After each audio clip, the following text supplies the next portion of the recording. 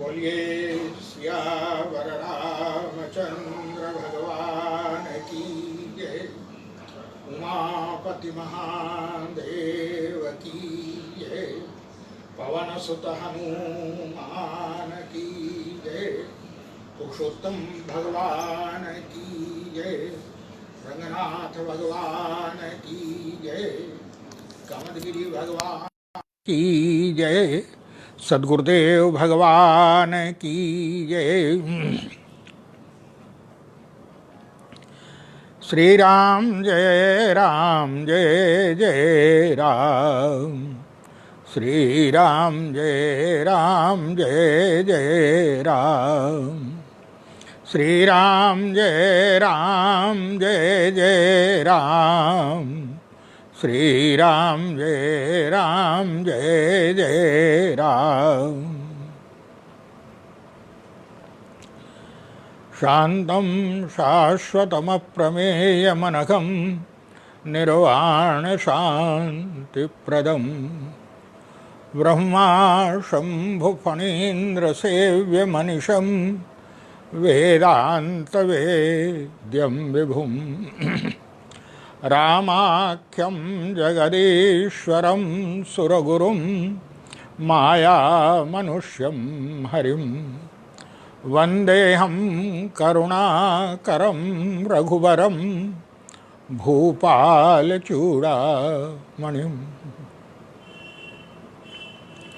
वन्दे विदेहतनया पदपुण्डरीकम् कैशोरसौरभसमाहितयोगिचित्तम् हन्तुं त्रितापमनिशं मुनिहंससेव्यं सन्मानशालिपरिपीतपरागपुञ्जम्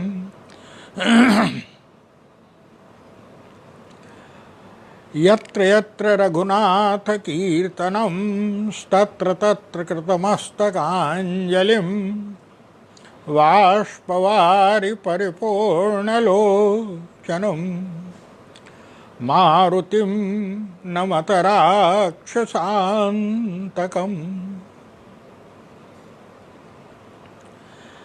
यत्पादामृतभेषजेन सततं भक्ताधिनाशो भवेत् यत्पादाहितशीतचन्द्रततिभिस्तापत्रयं नश्यति साक्षात् ज्ञानदिवाकरोऽस्ति नियतां मोहान्धकारापः सोऽयं श्रीमद्रामकिङ्करगुरुः ज्ञानः प्रकाशं क्रियात्।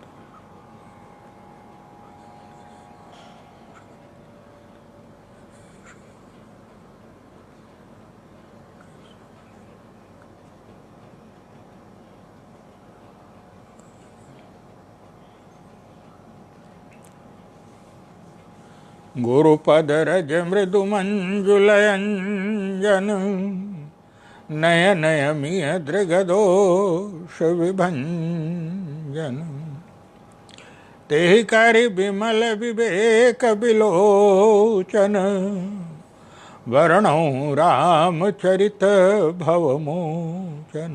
सद्गुरुदेव भगवान की जय। सर्वप्रथम अनंत करुणावारिधि अनंत वात्सल्य में गुरुदेव भगवान के चरण कमलों में मैं अपना प्रणाम निवेदन करता हूँ। भगवान पुरुषोत्तम के इस परम पावन पुण्यमय मास में गुरुदेव भगवान की कृपा, शंकर भगवान की कृपा से ये सौभाग्य प्राप्त हुआ है कि भगवान के गुणों का कुछ कथन तथा श्रवण किया जाए। वाणी की धन्यता शरीर, मन, बुद्धि, चित्त भगवान के गुणों से सब एकदम दिव्य और चैतन्यता को प्राप्त करते हैं। पुनः पुनः गुरुदेव भगवान तथा भगवान पुरुषोत्तम के चरणों में प्रणाम निवेदन करते हुए आइए कल जहाँ प्रवचन यात्रा को विश्राम दिया गया था उसके आगे की चर्चा प्रारंभ करें। कल आपके सामने यह प्रसंग चल रहा था, गुरु विश्वामित्र निद्रा निमग्न हैं, सोने जा रहे हैं। दोनों भाई चरण दबाते हैं। गुरु विश्वामित्र बार बार आज्ञा देते हैं, बार बार मुनि आज्ञा दीन्हि तो रघुबर जाए शयन तव कीन्हि। बार बार आज्ञा देते हैं। उसके पश्चात श्री राम लक्ष्मण बोले, जब प्रभु निद्रा निमग्न प्रभु लेटते हैं सोने के लिए, उस समय श्री लक्ष्मण जी महाराज प्रभु के चरण दबा रहे हैं और जैसे गुरु विश्वामित्र बार बार आज्ञा देते हैं, बार बार मुनि आज्ञा दीन्हि तो रघुबर जाए शयन तब कीन्हि, इसी प्रकार से बोले पुण्य पुण्य प्रभु कह सोबहु ताता। श्री लक्ष्मण जी महाराज प्रभु के चरण दबा रहे हैं। बार बार प्रभु ने कहा, भाई अब सो जाओ जाकर के, बहुत अधिक विलंब हो गया लक्ष्मण है। बोले पुण्य पुण्य प्रभु कह सोबहु ताता, तो पौढ़े उरधरि पद जल जाता। लक्ष्मण जी लेट गए, लेकिन लक्ष्मण जी के सोने का वर्णन नहीं किया गया है। दूसरे दिन प्रातःकाल गोस्वामी जी महाराज ने कहा कि प्रातःकाल उठे लखन निस विगत सुनी, अरुण शिखा धुनि कान, और गुरु ते पहले ही जगतपति जागे राम सुजान। गुरुदेव से पहले ही भगवान श्री राम जग गए और लक्ष्मण जी के लिए शब्द है कि लक्ष्मण जी महाराज अरुण शिखा धुनि कान है। प्रातः काल जिस समय अरुण शिखा, ये हमारे यहाँ पर पक्षी है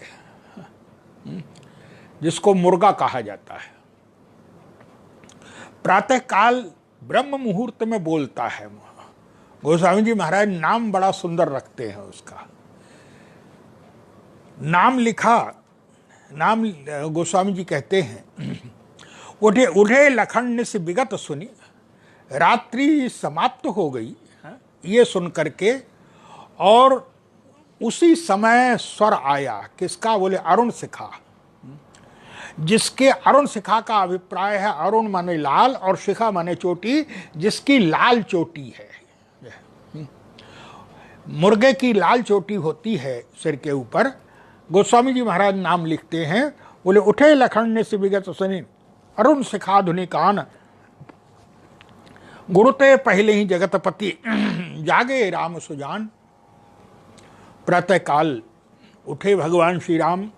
तुलसीदास जी महाराज ने कहा, बोले नित्य निवाय, अपना सारा का सारा कृत्य कार्य भगवान श्री राम लक्ष्मण दोनों भाइयों ने किया, और उसके बाद बोले नित्य निवाह मुनि शरणाए। नित्य क्रिया करने के पश्चात गुरुदेव को प्रणाम किया। प्रातः काल का समय है। गोस्वामी जी महाराज अब एक अनुपम और बड़े रसयुक्त ऐसे अद्भुत प्रसंग की ओर लेकर के चलते हैं, आगे वर्णन करते हैं गोस्वामी जी महाराज। यहाँ पर गुरुदेव को प्रणाम किया दोनों भाइयों ने, और उसी समय गोस्वामी जी महाराज ने एक शब्द लिखा। क्या? बोले समय जान गुरु आयस उपाई, और लेन प्रसून चले दो भाई। भगवान श्री राम और लक्ष्मण दोनों भाई गुरु विश्वामित्र की आज्ञा पाकर के पुष्प लेने चले पुष्प वाटिका में। बोले समय जानी गुरु आये सुपाई, और लेन प्रसून चले दो भाई। जिस समय पुष्प लेने चलते हैं तो गोस्वामी जी महाराज ने एक विशेष शब्द लिखा, क्या? बोले समय जाने, समय को जान करके। और इसका सीधा सा अभिप्राय है क्या? बोले व्यक्ति को जीवन में जो है वो समय की परख अवश्य रखनी चाहिए। समय का चिंतन जो है वो अवश्य जो है पालन करना चाहिए, समय की मान्यता का, समय की मर्यादा का। जिस समय जो कार्य करना है, याद रखिए, अगर आपने समय के अनुसार कार्य किया तो आपको समस्या नहीं आएगी। समस्या कब आती है? बोले समस्या तब आती है जब आप असमय, कार्य है, समय है किसी और कार्य को करने का, और आप और कोई कार्य में लगे हुए हैं। तो याद रखिए, जब ऐसा आप जो है जीवन में असंतुलन आपके आएगा तो स्वाभाविक रूप से वो जो असंतुलन है वो कहीं ना कहीं उसका दुष्परिणाम भोगना पड़ेगा जाकर के जो है। इसलिए जिस समय, जो समय जिस कार्य के लिए बना हुआ है, व्यक्ति को वही करना चाहिए। कार्य करने से पहले देख लेना चाहिए समय का, बोले समय का विभाजन जरूर होना चाहिए। हम लोग कैलेंडर, समय सारणी बनाते हैं, तो याद रखिए ये समय सारणी जो है वो केवल जो है वो तारीख, तिथि, महीने की ही नहीं होनी चाहिए। हमारे जीवन में बोले प्रत्येक कार्य की समय सारणी होनी चाहिए जीवन। और जीवन में सफल वही होते हैं जो जो समय सारणी, टाइम टेबल बनाना जानते हैं जीवन में। आप व्यतिक्रम जीवन में ना होने पाए। हमारे यहाँ पर तो हर वस्तु के लिए, हर कार्य के लिए समय दिया गया है। हमारा जो चिंतन है, हमारी संस्कृति का जो चिंतन है वो बड़ा बृहद है। उसमें हर कार्य के लिए दिया गया है समय।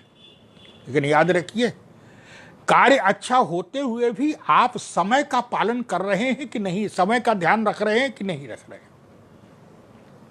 जैसे प्रातः काल का समय, प्रातः काल का समय, ब्रह्म मुहूर्त का समय, ये ब्रह्म चिंतन का है, ईश्वर चिंतन, इसलिए शब्द भी यही है ब्रह्म मुहूर्त। तो ब्रह्म मुहूर्त क्यों कहा जाता है?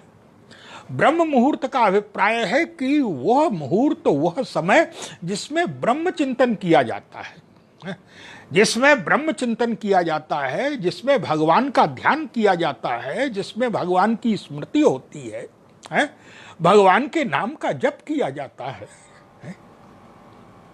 वो तो सीधे ही समय बता रहा है आपको जो है। प्रातः काल ये ईश्वर आराधना का समय है।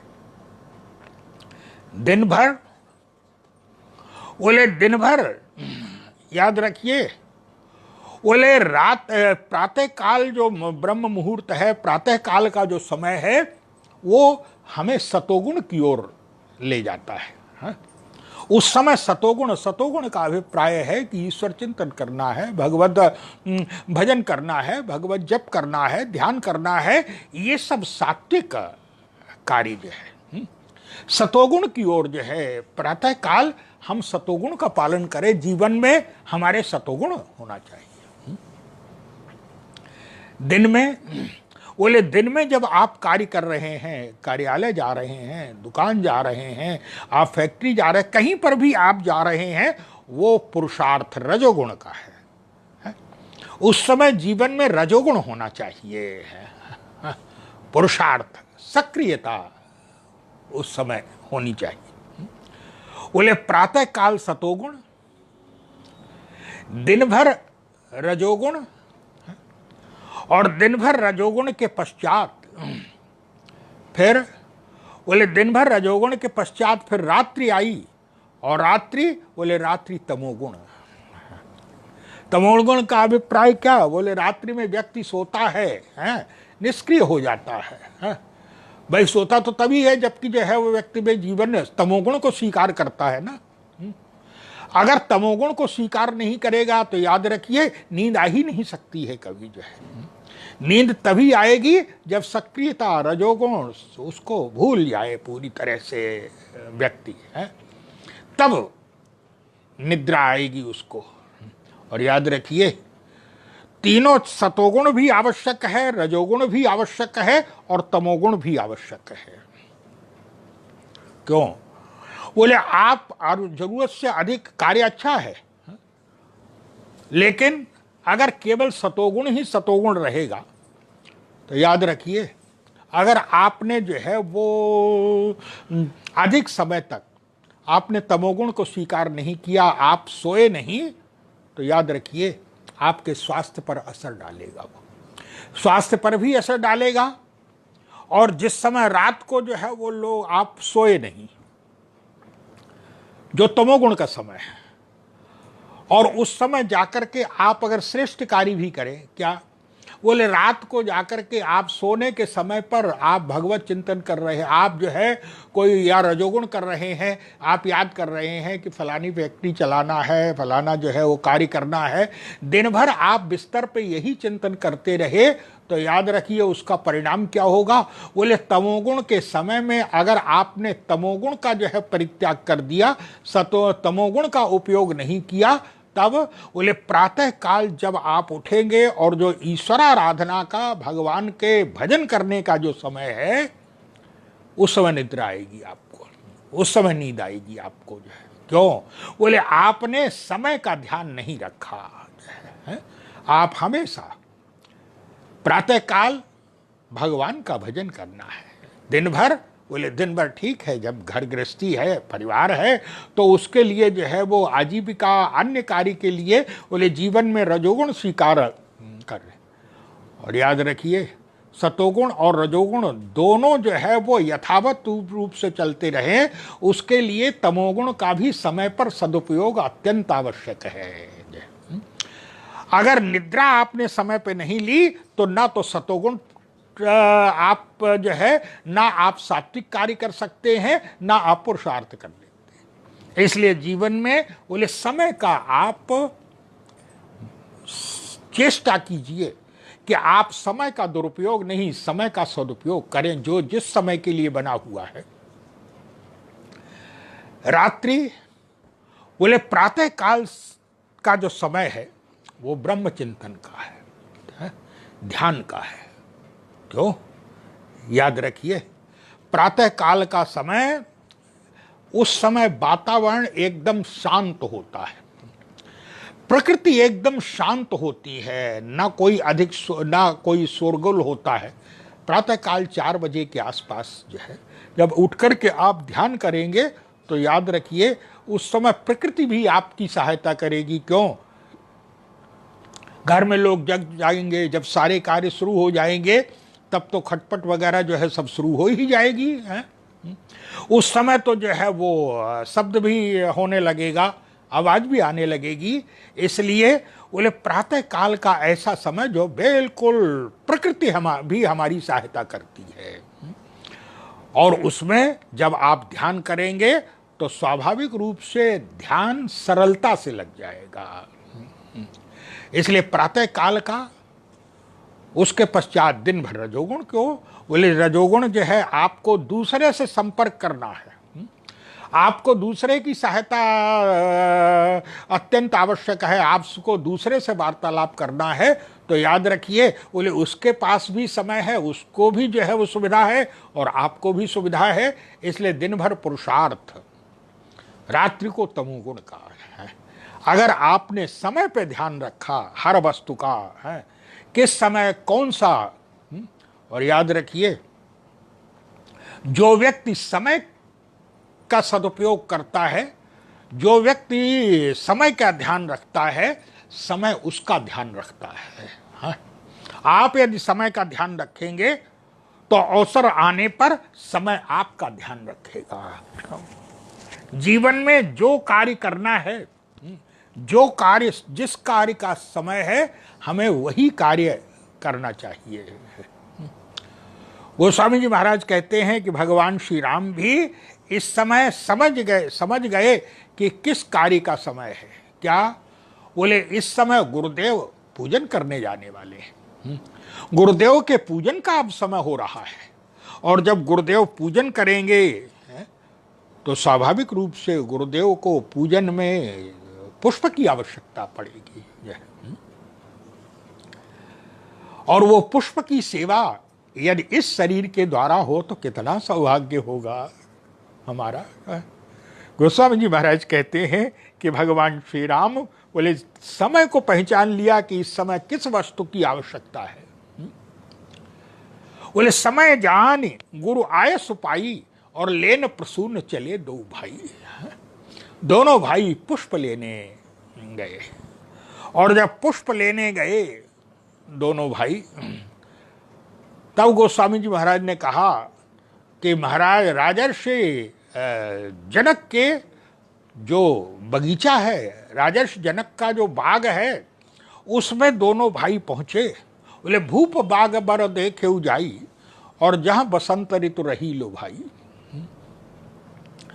राजा के बाग में पहुंच गए, और राजा के बाग में पहुंच करके जो है वो ऐसा आनंद आ रहा है भगवान श्री राम को।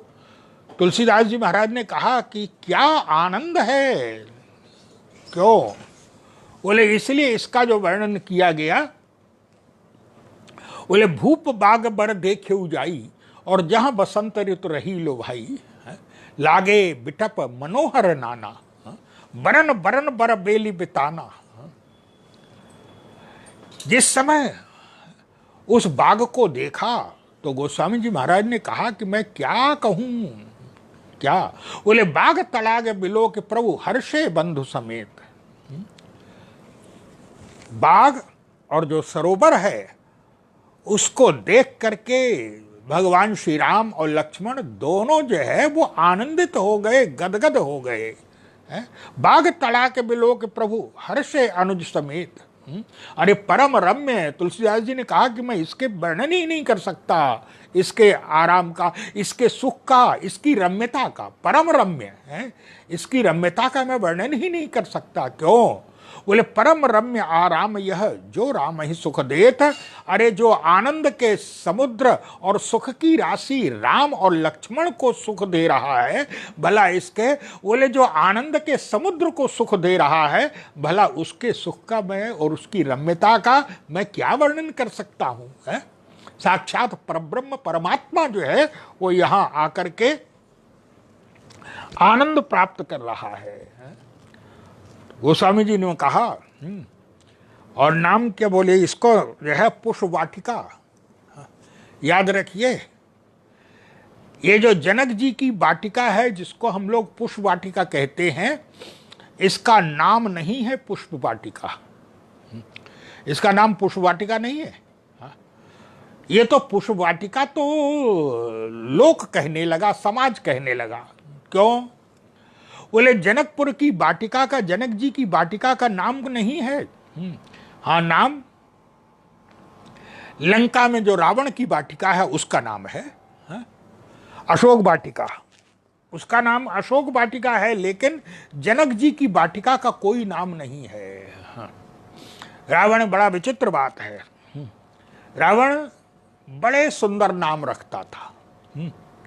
रावण को नाम रखने का बड़ा शौक था, बड़े सुंदर नाम रखता था। लेकिन याद रखिए, नाम जो रखता था काम एकदम उसका उल्टा होता था। नाम बहुत सुंदर रखा। क्या?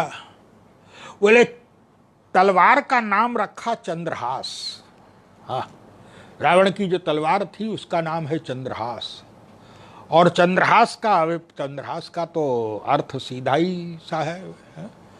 चंद्रमा की जो है वो मधुर मुस्कुराहट, चंद्रमा की मधुर हास्य है, नाम तो सीधा ही है। नाम तो है चंद्रहास, और काम क्या है? बोले काम है, चंद्रहास का काम है दूसरे का सिर काटना। बेटे का नाम रखा अक्षय कुमार, बेटे का नाम अक्षय कुमार रखा, लेकिन अक्षय का अर्थ तो है का क्षय ना हो। और अक्षय कुमार का काम क्या है? बोले नाम अक्षय कुमार है और दूसरे को क्षय करता है, दूसरे को मारता है। ये अक्षय कुमार की विचित्रता है।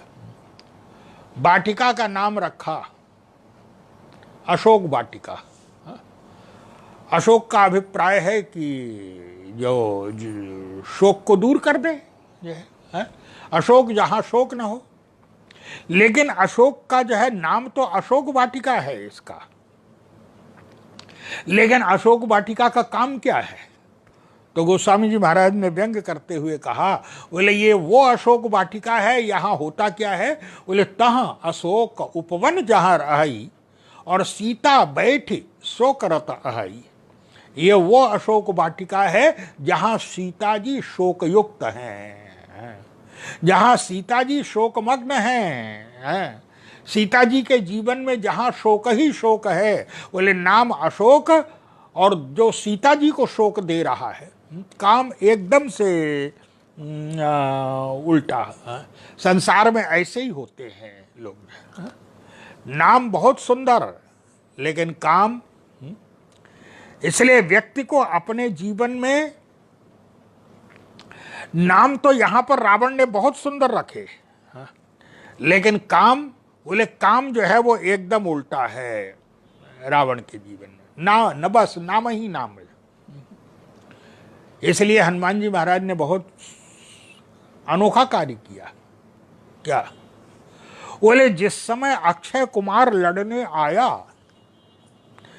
हनुमान जी महाराज से, तो हनुमान जी महाराज यदि चाहते तो अक्षय कुमार को मुक्के से भी मार सकते थे। हनुमान जी ने मुक्के से नहीं मारा। तब बोले पुण्य पठयउते ही अक्षय कुमारा और चला संगलय सुभटा पारा। तो आवत देखे, हनुमान जी ने देखा, जैसे ही देखा कि ये आ रहा है, बोले आवत देखे बिटप गई तरजा। जैसे ही देखा कि अक्षय कुमार आ रहा है, श्री हनुमान जी महाराज रावण की वाटिका के एक अशोक वृक्ष को उखाड़ लिया, बिटप गई है, और अशोक वृक्ष को उखाड़ लिया और उस अशोक वृक्ष से ही मार डाला अक्षय कुमार को। उस अशोक से ही जो है वो अक्षय कुमार का वध। बोले आवत देख बिटप गई तरजा और ताहि निपाति महाधुनि गर्जा। उसी अशोक वाटिका, उसी अशोक वृक्ष से अक्षय कुमार का वध कर दिया। क्यों?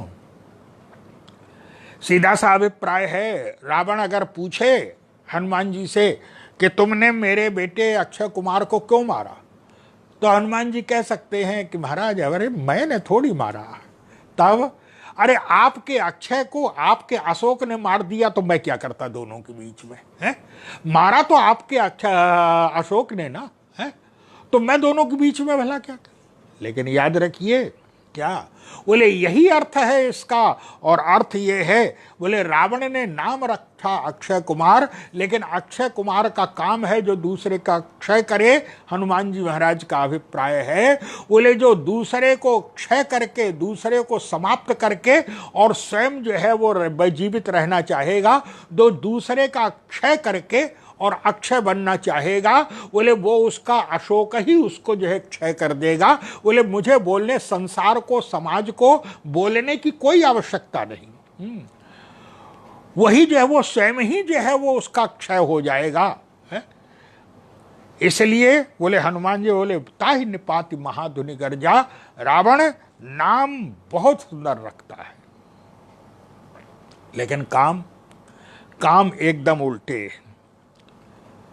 और जनकपुर में, बोले जनकपुर में वाटिका का नाम भी गोस्वामी जी महाराज ने नहीं लिखा है। जनक की वाटिका का नाम भी है। बोले परम रम्य आराम बाग तड़ाग बिलोक प्रभु हर्षे बंधु समेत और परम रम्य आराम यह जो राम ही सुख देत। क्यों? बोले रावण के यहाँ पर नाम बहुत सुंदर है, लेकिन काम एकदम उल्टा है। और गोस्वामी जी महाराज सीधे कहते हैं क्या? बोले लंका जो है वो देह नगर है, लंका देह नगर है और जनकपुर विदेह नगर है। और याद रखिए, सीधा सा अभिप्राय है कि नाम के प्रति आसक्ति देहवादी को ही होती है। जो विदेह है, देह से ऊपर उठ चुका है, बोले उसके जीवन में नाम के प्रति कोई आसक्ति नहीं होगी, है। वो तो देह से ऊपर उड़ा है। देह भी जो है वो तो नाम रूप में घिरा हुआ है ना। देह ही जो है वो नाम में घिरा है, देह ही रूप में घिरा हुआ है। इसलिए व्यक्ति के जीवन में जहां पर बोले अगर देह से ऊपर उठे हुए हैं तो वहां पर बोले विदेह नगर में नाम की कोई आवश्यकता नहीं है। ये तो केवल देह नगर का खेल है, देह नगर में ही केवल आसक्ति होती है। इसलिए जनक जी की वाटिका का कोई नाम नहीं लिखा, लेकिन बोले कार्य क्या है, कार्य क्या अद्भुत है। परम रम्य आराम यह जो आनंद के समुद्र को आनंद प्रदान कर रहा है, क्या पूछना है उसके लिए। उसके आनंद को जो है क्या कहा जा सकता है।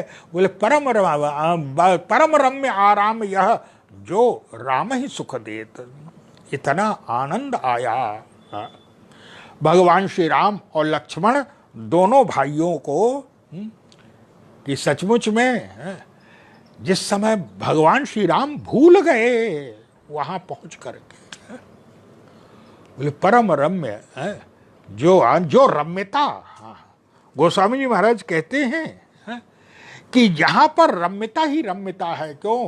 बोले यहां पर वाटिका, बोले परम रम्य आराम यह जो राम ही सुख देत, यहां भी रम्यता। और इतना नहीं, पूरे जनकपुर की रम्यता है। क्यों? बोले प्रारंभ में तुलसीदास जी ने लिखा है, जनकपुर की रम्यता को जब भगवान ने देखा, बोले पुर रम्यता राम जब देखी तो हर्षे अनुज समेत बिसेखी। जिस समय नगर की रम्यता को भगवान श्री राम ने देखा, उस समय दोनों भाई जो है विशेष रूप से हर्षित हुए हैं। जो ईश्वर के जीवन में हर्ष दे, है जो साक्षात परब्रह्म परमात्मा को हर्षित कर रहा है। अरे परब्रह्म परमात्मा की ईश्वर की कृपा से संसार हर्षित होता है, संसार के जीवन में हर्ष आता है। लेकिन यहाँ क्या विशेषता है? बोले यहाँ पर तो ईश्वर भी हर्ष प्राप्त कर रहा है, ये विशेषता है।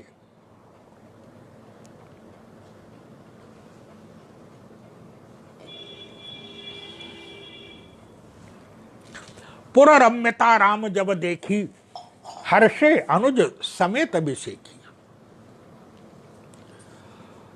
जिस समय वाटिका में पहुंच गए, तुलसीदास जी महाराज ने कहा इस वाटिका की विशेषता है क्या?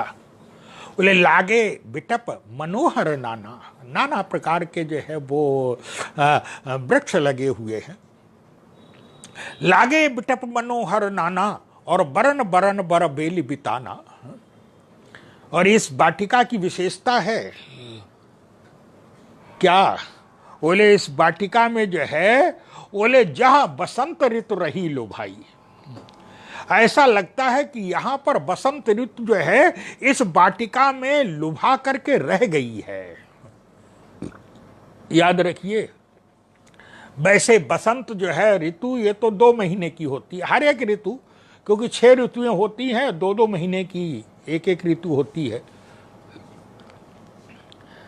वैसे तो 2 महीने की ऋतु होती है, लेकिन याद रखिए, बोले जनकपुर में जो है इस वाटिका में बसंत ऋतु बोले 12 महीने रहती है।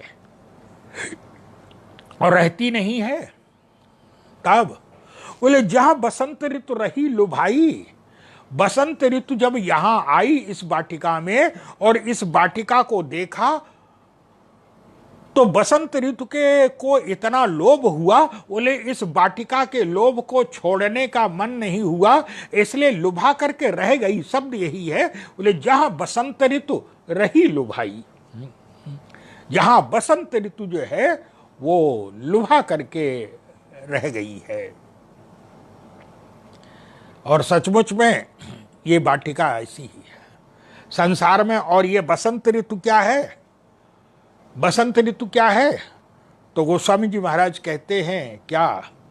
बोले संत सभा चहुदिश अमर आई। भगवान शंकर के चरित्र में जब श्रावण मास में चर्चा चली थी, एक महीने भगवान शंकर का पावन चरित्र, उसमें चर्चा चली थी कि भगवान शंकर ये भगवती पार्वती मूर्तिमती श्रद्धा है। और यहाँ पर भी जो है ये श्रद्धा, ये श्रद्धा का जो स्वरूप है एक तो बाहर होता है और एक भीतर होता है। गोस्वामी जी महाराज कहते हैं कि हमारे हृदय में जो श्रद्धा है और एक श्रद्धा का स्वरूप बाहर भी है। और बाहर वो क्या है? तो ये जो बगीचा है जिसको अमराई बोला जाता है, इस अमराई की तुलना करते हुए गोस्वामी जी महाराज कहते हैं भगवान को अमराई बहुत प्रिय है। रहते हैं तो अमराई में रहते हैं भगवान जो है। और अमराई क्या है? बोले अमराई है, बोले संत सभा चहुदिश अमराई। संत की, संतों की सभा ही अमराई है। आम का बाग जो है, संत सभा चहुदिश अमराई।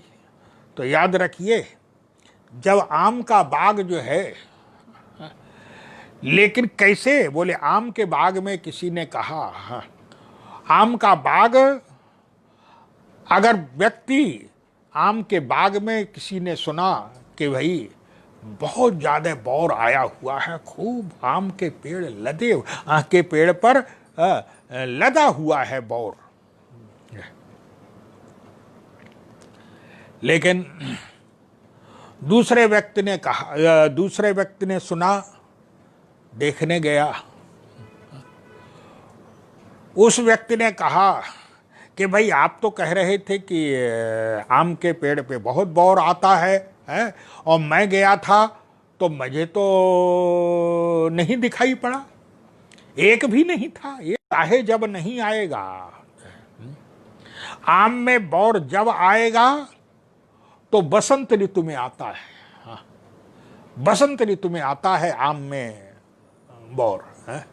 और इसका सीधा सा अभिप्राय है, बोले अगर आप जो है, और बसंत ऋतु क्या है? बोले संतों की सभा जो है वो तो अमराई है, आम का बाग है। और बसंत ऋतु क्या है? बोले बसंत ऋतु के लिए कहा गया है, बोले संत सभा चहुदिश अमराई और श्रद्धा ऋतु बसंत समगाई। हमारे हृदय में संत के प्रति जो श्रद्धा की भावना है, बस वही बसंत ऋतु है। और इसका सीधा सा अभिप्राय है क्या?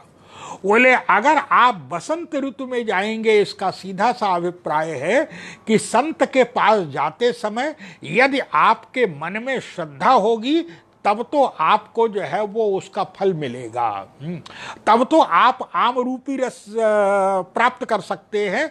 बोले अगर संत के प्रति श्रद्धा है, आम के बाग में औराई में जाते हुए, तब तो आपको जो है वो आम्र का मधुर मीठा रस मिलेगा आपको जो है। लेकिन याद रखिए, बोले जब आप हृदय में श्रद्धा ऋतु लेकर के जाएंगे तब तो आपको मधुरता प्राप्त होगी। और बोले श्रद्धा के स्थान पर यदि कहीं कुतर्क की आंधी लेकर के चले गए तो जो कुछ जो है वो पेड़ में होगा, वृक्ष में होगा आम, वो भी जो है वो टूट करके गिर जाएंगे। इसलिए संत के पास जाते समय हृदय में श्रद्धा लेकर के जाइए, श्रद्धा की बसंत ऋतु लेकर के जाइए आप जो है।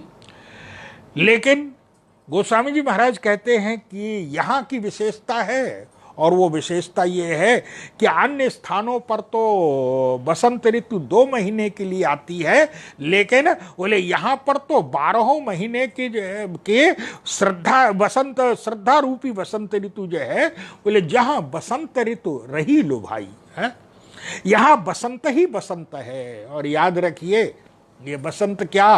बोले बसंत तो ऋतुराज है।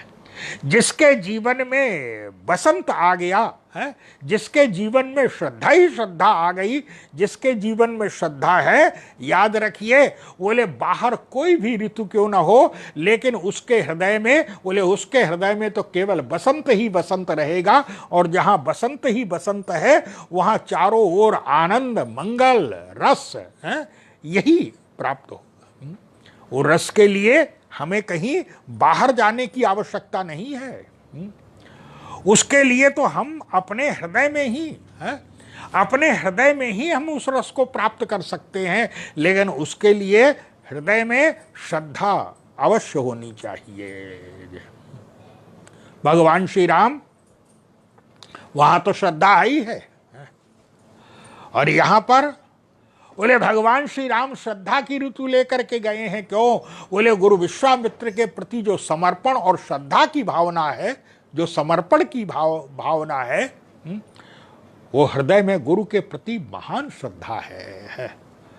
बोले उधर भी श्रद्धा है और इधर हृदय में श्रद्धा लेकर के गए हैं। तुलसीदास जी महाराज ने कहा इतना दिव्य आनंद आ रहा है दोनों भाइयों को, परम रम्य आराम यह जो राम ही सुख देत। कितना रस मिल रहा है, कितना आनंद मिल रहा है दोनों भाइयों को।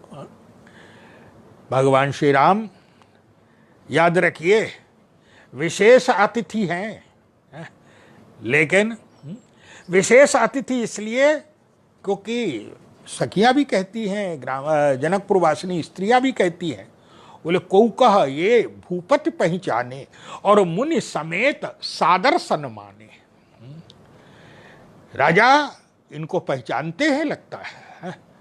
गुरु विश्वामित्र के साथ, मुनि के साथ इनका बड़ा सम्मान से, आदर से इनको व्यवस्था दी गई है। मुनि समेत सादर, आदर पूर्वक सम्मान किया गया है। इसका अभिप्राय है कि अतिथि ही नहीं है, आजकल शब्द है वीआईपी, लेकिन याद रखिए वो वीआईपी शब्द तो बहुत छोटा सा है। क्या रखा है उसमें है, उसके लिए कितने वीवी बना दीजिए आप, जो है कितने वीवीआईपी जो है, लेकिन जो हृदय, ये शब्द से केवल खिलवाड़ नहीं, वस्तुतः बोले हृदय से जो श्रद्धा होगी, हृदय से जो और याद रखिए संसार में लोग वीवीआईपी बनते हैं क्या? बोले श्रद्धा के कारण नहीं बनते हैं, तब बोले पद के कारण बनते हैं। आपके पास ऊंचा पद है, तो आप वीवीआईपी लगाते जाइए, ज्यादा से ज्यादा वीवी जो है, तो याद रखिए वो आपका सम्मान नहीं है। तब आपका सम्मान नहीं है, वो आपके पद का सम्मान है। पद का महत्व है, आपका महत्व नहीं है। मुझे स्मरण में, और याद रखिए यही लोगों की भूल होती है। लोगों की यही भूल होती है कि लोग उस सम्मान को अपना सम्मान समझ बैठते हैं। याद रखिए वो आपका सम्मान नहीं है। जब तक आप उस पद पर हैं तब तक वह सम्मान है, आपको मिल रहा है। हाँ, पद से अलग हुए उसके पश्चात वो सम्मान किस रूप में होगा?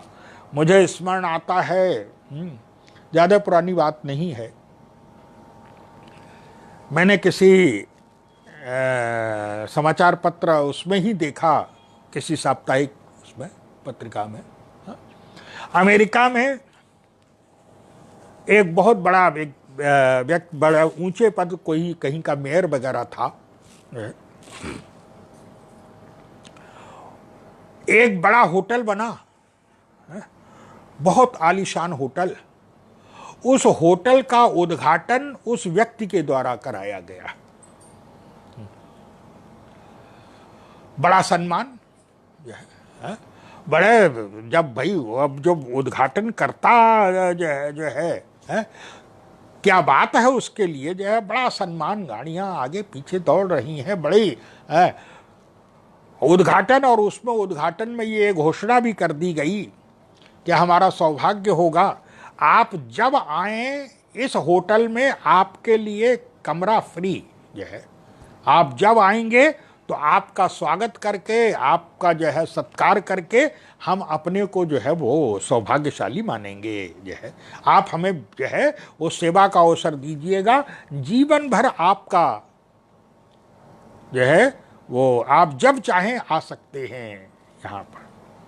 खैर ठीक है वो तो, लेकिन बड़ा आश्चर्य तब हुआ जब पद से रिटायर हो गया। उसके कई वर्ष बाद फिर वो वहाँ उस नगर में गया और उस नगर में जाकर के खोजने लगा। तब उसको ध्यान आया कि भाई मैं तो यहाँ पर ऐसे ऐसी बात हुई थी होटल में पहुँचा तो कहा कि आप नाम बताइए। नाम बता दिया उसने, लेकिन नाम से कौन जानेगा। फिर उसने कहा कि मैं मेरे ही द्वारा वो जो, क्योंकि उसमें जो नाम पट्टिका भी लगी हुई थी हाँ? तो कहा और उसकी मूर्ति भी बनी हुई थी उसके होटल के बाहर हाँ? उसकी मूर्ति भी जो है उसके सम्मान में बना दी गई थी होटल के बाहर। तो उसने कहा कि ये जो मूर्ति है ये मेरी ही मूर्ति है, जो है इसका उद्घाटन मैंने ही किया था।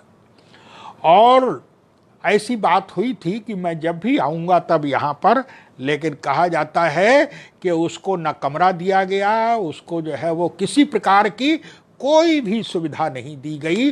और अंत में बड़ी विचित्र बात, जो चित्र मैंने देखा मुझे आश्चर्य हुआ कि वो जो उसकी जो मूर्ति होटल के ठीक बाहर उसकी जो मूर्ति लगी हुई थी पार्क में, वो व्यक्ति उस मूर्ति के नीचे ही जो है रात भर सो गया जाकर के। तो याद रखिए, व्यक्ति का जो सम्मान है वो वस्तुतः पद का सम्मान है, पैसे का सम्मान है? जिसके लिए कहा गया है समय दशा कुल देख के लोग करत सम्मान है। भगवान श्री राम तो विशेष वो हैं, लेकिन याद रखिए इतने महान अतिथि के रूप में भी, साक्षात परब्रह्म परमात्मा तो अलग बात है, लेकिन अतिथि के रूप में भी महाराज श्री जनक ने इतना अधिक सम्मान दिया है, लेकिन हृदय में ये भावना बिल्कुल नहीं है कि हम तो राजा के विशेष अतिथि हैं। ना ना ना ना, हम बोले अयोध्या नरेश के पुत्र हैं, ये भी भावना नहीं है। तब बोले जहां पर जिस प्रकार का इस समय हम गुरुदेव के शिष्य हैं, ब्रह्मर्षि विश्वामित्र के शिष्य हैं, हमारा सौभाग्य है कि गुरुदेव ने हमें अपना शिष्य स्वीकार किया है। इसलिए आते हैं, बोले वाटिका में आकर के ये नहीं सोचा कि हम पुष्प लेना प्रारंभ कर दें ना। भाई ले सकते थे जब गए थे, और विशेष अतिथि हैं राजर्षि जनक के, ले सकते थे, लेकिन नहीं, यही है मर्यादा। भगवान राम कहते हैं यही मर्यादा होनी चाहिए जीवन में। क्या बोले मर्यादा पुष्प नहीं ले रहे हैं, क्यों? बोले पुष्प का राजर्षि जनक की वाटिका है, ठीक है, हम अतिथि हैं, ये भी ठीक है, लेकिन बोले बाग का स्वामी इस समय जो है वो जनता के लिए, लोक के लिए तो बाग का अधिकारी माली है। जब तक माली से अनुमति ना ले ले, याद रखिए, छोटे से अफसर से भी परिचय हो जाए तो व्यक्ति उसके नीचे आने वाले लोगों को चपरासी, अरे ये तो किसी तुच्छ समझता है। लेकिन नहीं, यही बड़प्पन है श्री राम का। क्या बोले हम कितने भी बड़े हों, राजा ने हमें सम्मान दिया है, लेकिन इस बात का जो अधिकारी है वस्तुतः उसको सम्मान देना, उससे आज्ञा लेना, ये हमारा प्रथम कर्तव्य है। बड़े से परिचय हो गया तो आप छोटे की उपेक्षा मत कर दीजिए। हमारे यहाँ एक कवि हुए हैं रहीम दास जी महाराज। रहीम कहते हैं क्या, बोले रहीमन देख बड़े न को, बड़ों को देख करके आप, बोले रहीमन देख बड़े न को और लघु न दीजिए डारे। बड़ों को देख करके, बड़ों से परिचय होने के पश्चात आप छोटे लोगों की उपेक्षा मत करिए, हैं? छोटे लोगों की अनदेखी मत करिए। क्यों? तो रहीम यही कहते हैं, बोले रहमन देखी बड़े न को लघु न दीजिए डार, अरे जहां काम आवे सोई और कहा करे तरबार। जहां पर बोले सुई का काम होता है, जहां सुई का काम होता है वहां तलवार जो है वो आपके पास रखी हुई है, लेकिन तलवार व्यर्थ है, तलवार किसी काम नहीं आएगी। जहां सुई का काम होगा वहां तो सुई ही आवश्यक है, यद्यपि सुई छोटी है। बोले रहीमन देखी बड़े न को लघु न दीजिए डार, और जहां काम आवे सुई कहा करे तरवार। ये भगवान श्री राम बोले छोटे से छोटे, ये छोटे शब्द तो हम कह रहे हैं, लेकिन भगवान राम की दृष्टि में बोले माली भी छोटा नहीं है।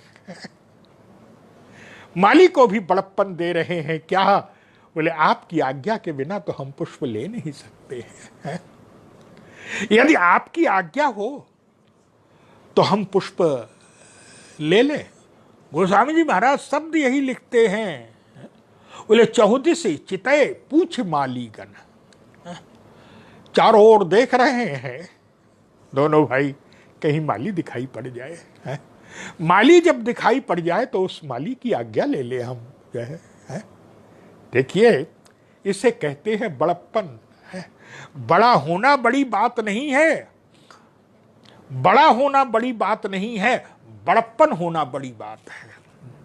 और बड़प्पन किसे कहते हैं? याद रखिए, बड़प्पन केवल पद से नहीं मिलता है। बड़प्पन केवल धन जिसमें बड़प्पन है, याद रखिए पद बड़ा है तो उसमें जो है वो बड़प्पन भी हो यह आवश्यक नहीं है। धन हमारे पास बहुत अधिक है तो हम में बड़प्पन भी हो यह आवश्यक नहीं है। तब बोले बड़प्पन का अर्थ, बड़प्पन तो तभी होगा जब आपके जीवन में आपके संस्कार जो है वो बड़े लोगों के द्वारा सम्मानित होंगे, जब आपके जीवन में ऐसे संस्कार होंगे जो दूसरों को भी बड़प्पन। बोले जीवन में बड़प्पन का अर्थ क्या है? बोले बड़प्पन का अर्थ वो है बड़ा हो जाना बड़ी बात नहीं है। बड़प्पन का अभिप्राय है बोले जो दूसरे को भी जो है वो बड़प्पन देता है। वास्तविक बड़प्पन उसी के जीवन में है जो दूसरे को बड़प्पन दे रहा है। एक माली को है, माली को भी श्री राम पूछते हैं, उससे अनुमति लेते हैं। रीवा नरेश महाराज रघुराज सिंह जी बड़े भारी उपासक हुए हैं भगवान श्री राम के, और दूल्हा सरकार के उपासक थे। ये रीवा सीधी वहाँ के महाराज थे, महाराज रघुराज सिंह। उन्होंने भगवान श्री राम के जो है विवाह संबंधी अनेक ग्रंथ लिखे हैं और बड़े अद्भुत भक्त थे। जो हमारे यहाँ जो मधुर परंपरा है, जनकपुर की जो परंपरा है, उसमें जो है वो महाराज रघुराज सिंह के ग्रंथ जो है वो आज भी गायक लोग उनका आश्रय लेते हैं। बड़ी अद्भुत भावनाएं उनमें, अद्भुत ग्रंथ हैं।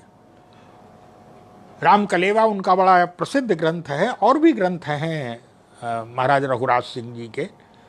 तो वो उसमें यही कहते हैं, भगवान श्री राम मालियों से पूछते हैं, मालियों के पास जा, बोले 14 चितय पूछ मालीगण है। जब माली मिल गए, माली दिखाई पड़े तो माली से पूछते हैं जाकर के, बड़प्पन है जो दूसरे को बड़प्पन दे रहा है। महाराज रघुराज सिंह जी लिखते हैं, भगवान श्री राम ने मालियों से कहा, बोले एहो महीपति माली सुनो। हे माली,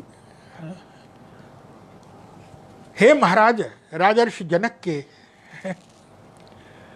माली महोदय, बोले एहो महीपति माली सुनो, गुरु पूजन के हित फूल उतारण। हमें गुरु पूजन, हमारे गुरुदेव जो है वो पूजन का समय होने वाला है उनका। हमारे गुरुदेव अब आराधना करने वाले हैं और उस समय बोले गुरुदेव को पुष्पों की आवश्यकता पड़ेगी।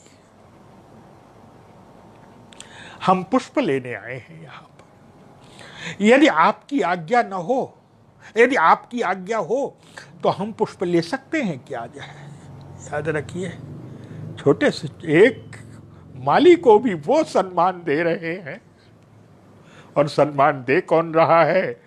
बोले जिसका सम्मान साक्षात राजर्षि जनक कर रहे हैं, वो माली को सम्मान दे रहा है। ये बड़प्पन, इसको बड़प्पन कहते हैं। बोले ये हो महीपति माली सुनो, गुरु पूजन के हित फूल उतारन, और आए इतय हम बंधु समेत। हम दोनों भाई यहां पर पुष्प लेने आए। बोले आए इतय हम बंधु समेत, उतारे प्रसून जो होई न बारन। पूछ क्यों रहे हैं? तो यही कहा क्या? बोले वस्तु बिरानी की बूझे बिना, दूसरे की वस्तु को बिना बूझे लेना। रघुराज सिंह जी कहते हैं, बोले वस्तु बिरानी के बूझे बिना रघुराज जू लेवन वेद उच्चारण। दूसरे की वस्तु को बिना पूछे लेना, ये जो है वो वेद इसका निषेध करते हैं, शास्त्र और पुराण जो है इसका निषेध करते हैं। बोले वैदिक परंपरा नहीं है दूसरे की वस्तु को, बोले तब आप स्वीकार कीजिए, तब आप लीजिए जब उसकी अनुमति मिल जाए। ये वेद जो है वो प्रमाणित करते हैं। जो है बोले वस्तु बिरानी के बूझे बिना रघुराज जू लेवन वेद उच्चारण है, ये वेद विरुद्ध कार्य होगा हम आपकी आज्ञा के बिना ले। पूछ दिए, कह दिया माली, जिस समय दोनों भाइयों के दिव्य अलौकिक सौंदर्य को देख रहा है, माली तो अपलक दृष्टि से है, माली की दृष्टि हट नहीं रही है। क्या मधुरिमा है, क्या मधुरता है, क्या लावण्य है, क्या सुकुमारता है। माली ने यही कहा, आप क्यों पुष्प चयन करेंगे? क्यों? बोले आप, लगता है कि आपके गुरुजी बड़े कठोर के हृदय के हैं। आप जैसे सुकुमार, हमें तो संदेह है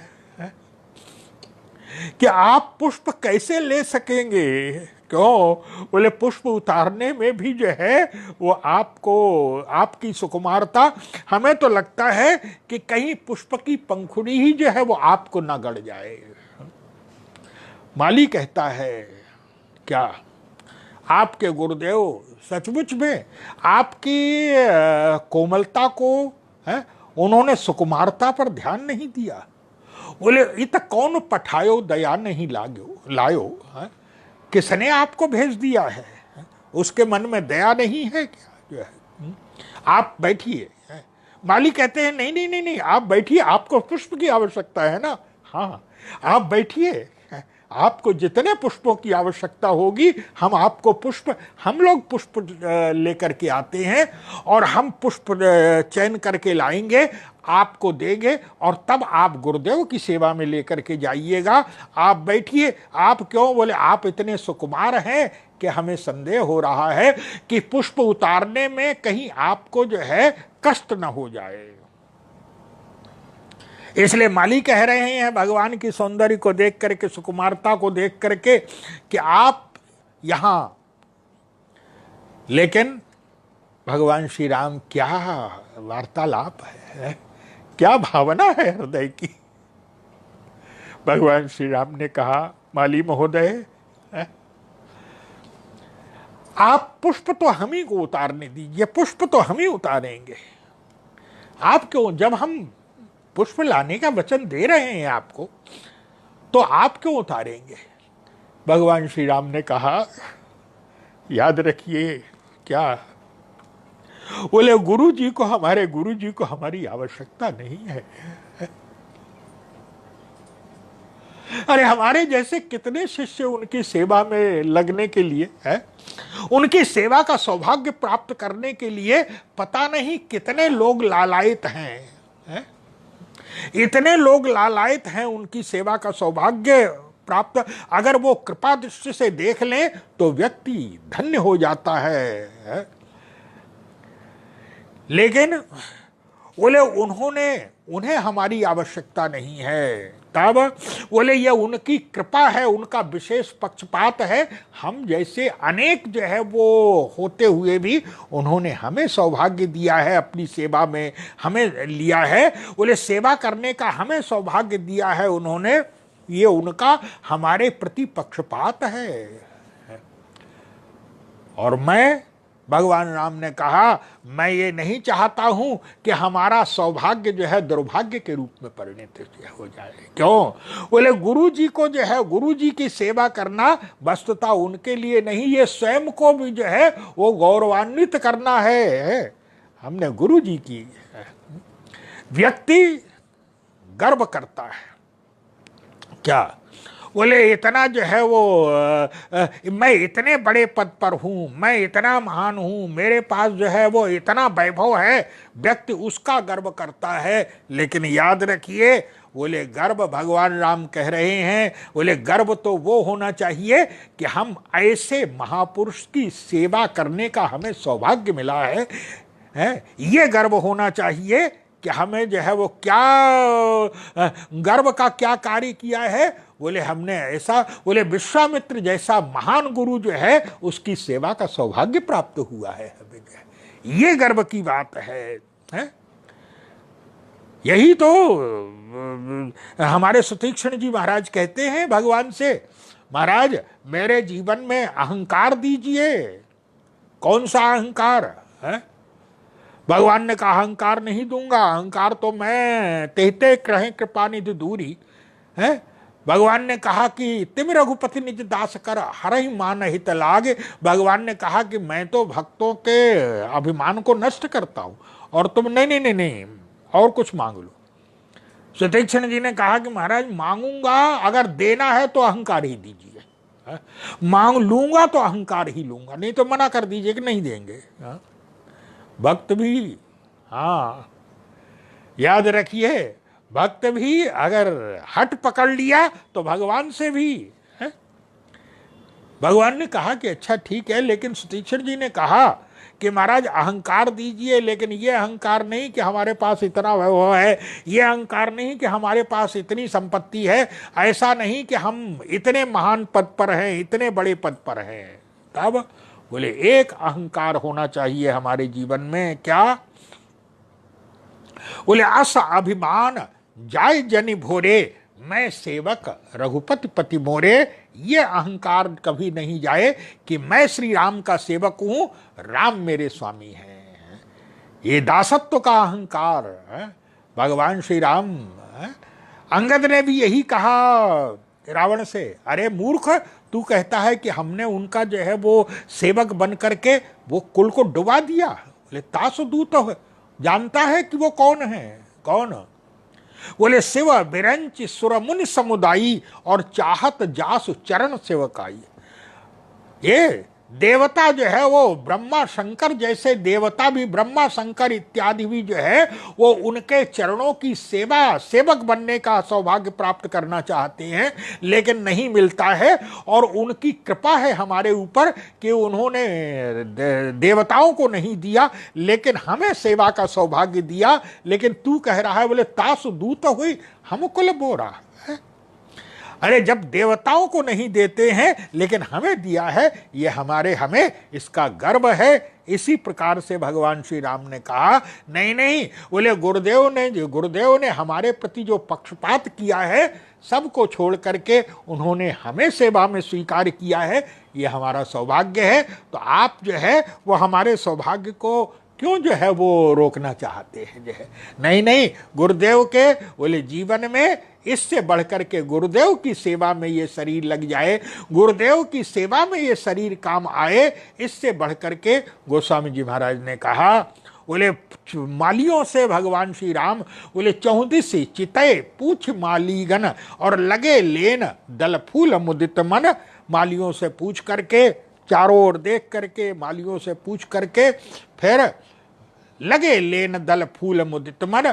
बोले पुष्प और दल, हाँ दल फूल, पुष्प और दल माने तुलसी दल है जो है ये लेने लगे। 14 से पीछे चितय पूछ मालीगण, लगे लेन दल फूल मुदित मन। अब भगवान श्री राम जो है ये जो दिव्य पुष्प वाटिका की लीला है इसमें जो है वो बड़े दिव्य, यही तो रस का स्रोत है। ये सारे के सारे रस ये पुष्प वाटिका में ही है। हम लोग जो पुष्प वाटिका कहते हैं, क्यों कहते हैं? बोले पुष्प वाटिका नाम नहीं था इसका, बोले नाम नहीं था, लेकिन पुष्प वाटिका क्यों कहा जाता है? इसलिए कहा जाता है क्योंकि भगवान इस वाटिका में पुष्प लेने आए थे, इसलिए नाम पड़ गया इसका पुष्प वाटिका जो है। नाम नहीं है क्यों? बोले नाम के प्रति आकर्षण है। नाम गोस्वामी जी का तात्पर्य है कि नाम तो वस्तुतः देह नगर में होता है, लेकिन ये तो विदेह नगर है। विदेह नगर में न नाम न रूप, विदेह नगर तो वस्तुतः नाम और रूप से परे है। यहाँ भगवान श्री राम उस विदेह नगर के पुष्प ले रहे हैं। कैसे जो है वो आगे की लीला होती है उसके आगे की चर्चा पुनः आगे कल आज इतना ही। बोलिए सियावर रामचंद्र भगवान की जय, उमापति महादेव की जय, पवन सुत हनुमान की जय, श्री रंगनाथ भगवान की जय, कामदगिरी भगवान की जय, श्री सद्गुरुदेव भगवान की जय।